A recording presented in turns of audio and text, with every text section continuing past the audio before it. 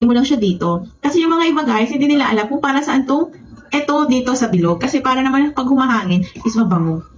Kasi ingitera ko guys.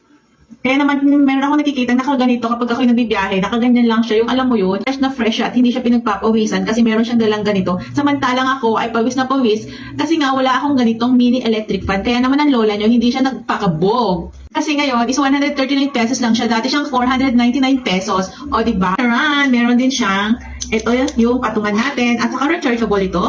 Ayan, matagal-tagal din itong gamitin ang ating mini electric fan. Yan, tinanggal ko siya guys. Ayan, siraan ko. Ayan, ilalagay natin ang kanyang refreshener. Bango. O, diba? Social, saan ka pa? Ilalagay mo lang siya dito. Kasi yan, kagaya yung ate ko, yan, hindi niya alam na meron palang ganon. O yan, pag humangin siya, o diba, ang bango-bango niya. O, ganon.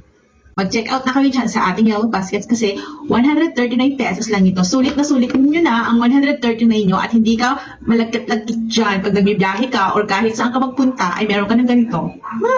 Kaya dyan, check out na kayo dyan, mga ante.